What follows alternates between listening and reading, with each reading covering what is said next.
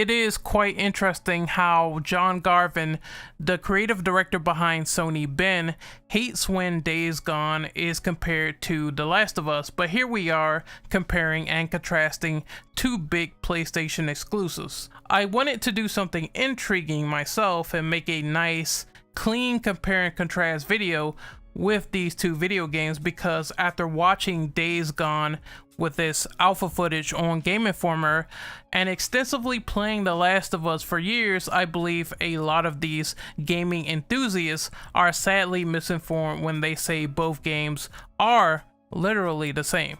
I like to preface and say that I'm a huge fan of Sony Ben. I think they are underrated for their prestigious work on Siphon Filter. On the other side, Naughty Dog has been a blessing to my childhood for years upon years. Between games like Crash Bandicoot and the Jak franchise, those games refined my childhood. Without further delay, let's break this video down into three main subjects, comparing and contrasting the topics of gameplay, story, and characters. All of my sources will be down in the description below. That will link to the Game Informer coverage of Days Gone, which I certainly recommend fans of the zombie genre and Sony Ben and Days Gone in particular to check this out.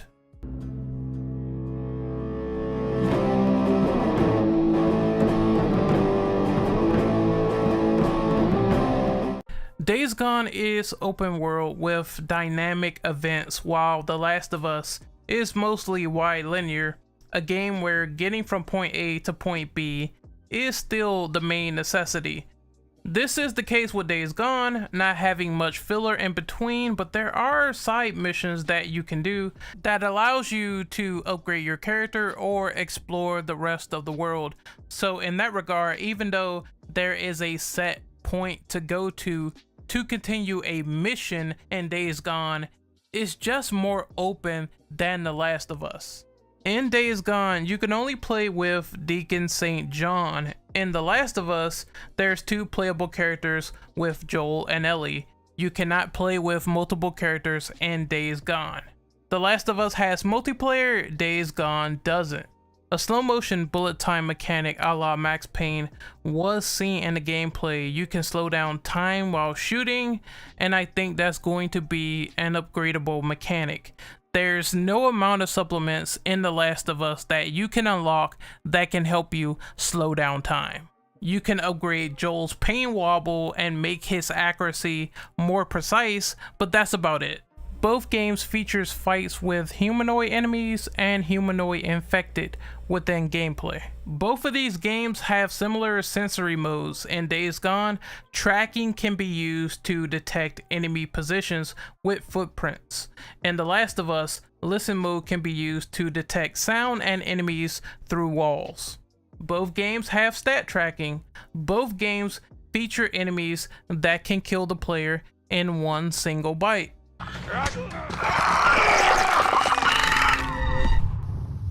Well, no shit. So freakers, it's an infection, and if they bite you, then you become infected and turn into a freaker? Is that how this works? Yeah, if Deacon gets bitten, he dies. Okay. So that getting bitten is bad. The Last of Us has horses that you can ride in segments, but Days Gone has elements with your bike that is way more extensive to manage, including losing your bike somewhere in the middle of the field that might require repairs and fuel. I would like to play devil's advocate and say that Days Gone has a more robust system when it comes to setting down traps. Of course, you can lure an enemy with a bottle in The Last of Us, but generally speaking, this system is very bare bones compared to laying down bear traps and tripwires in Days Gone. However, Days Gone doesn't have traditional distractions like The Last of Us, so if you have a bottle on your person, it's mostly used for Molotovs and that's it. It's not used to lure people in with noise.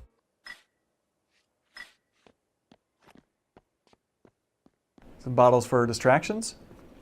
No, to build Molotovs. Ah. Gotta be a fuel pump in here. We have plenty of other tools for distractions. The player doesn't need to waste bottles on it. The directors behind Sony Ben said that there will be other means of distraction, so car alarms, for example, that will be one way to create distractions. Sony Ben promises the interesting and ambitious idea of entering every interior. In The Last of Us, you cannot enter many locked doors in the game.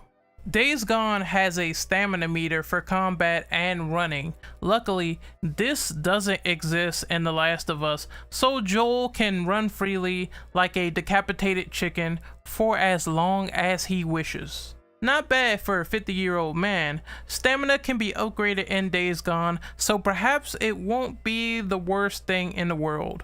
But it's apparently funny to me when Deacon says he's out of shape. Both games have robust crafting systems that can be used to buff the player in certain conditions. Both games have breakable weapons and crafting to make melee weapons stronger.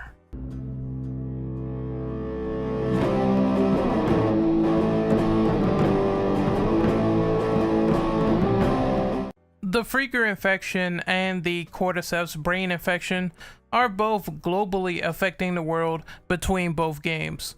The final segment in both games contains encounters from humans.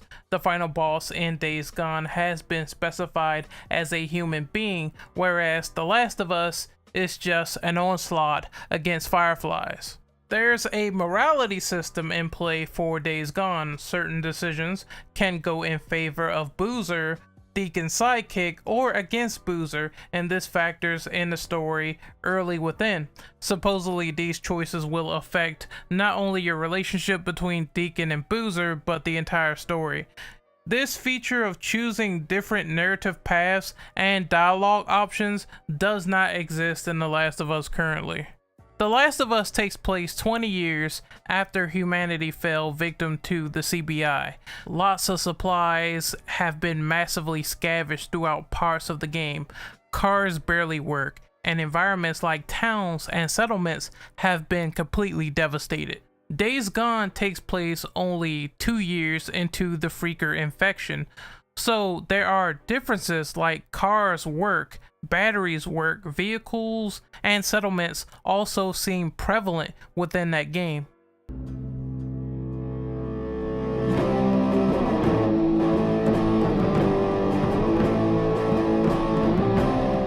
Deacon St. John cannot swim in the game, in contrast to The Last of Us where Joel can swim around a stage. It was stated that there is a specific story reason for this. St. John can swim, but he chooses not to. So I wonder and assume, could the Freaker infection be the reason why the water is contaminated, and that's the reason why Deacon St. John cannot swim? Deacon and Joel has experienced loss. Deacon has lost his wife when it comes to interviews about Days Gone and the story. Joel loses his daughter Sarah in the opening moments of the game, and flashbacks in Days Gone are certainly playable, so they're gonna stitch that together time and time again. I would say the Freakers are somewhat similar to Clickers. It is explained that they necessarily aren't reanimated creatures. They didn't die and magically came back to life. This is not some voodoo crap. They aren't normal zombies. They are infected humans. If you've seen 28 Days Later, if you've seen that movie, you will know exactly what I'm talking about. In 28 Days Later, it was the blood that instantly made these people infected. They weren't dead before they were reanimated. They were living human beings that were infected by the virus, and it works the same here. The Freakers are infected with the Freaker virus, and the CBI contaminated the brain somehow and turned people into Clickers. Clickers are infected humans either from bites or spores in the environment. The process of how they function is very different. Freakers maintain their sense of sight and sound, while Clickers are mostly blind, relying on echolocation to find and hunt down stragglers. Animals can be affected in Days Gone with the Freaker virus. It has not been showcased in The Last of Us if animals can or can't get infected. I would suppose maybe we will find out in The Last of Us Part 2. And there you go, that is the end of my video comparing and contrasting all my notes, everything that I found in the Game Informer alpha footage of Days Gone, and comparing everything I know about The Last of Us to Days Gone. My name is Renegade Operative. I will be signing off. Hopefully you guys found this video to be informative, interesting. I look forward to playing both games when they come out, and I cannot wait till E3 where more gameplay of both games, maybe more information is shown about these two post-apocalyptic titles. I will catch you guys later, and once again, peace out.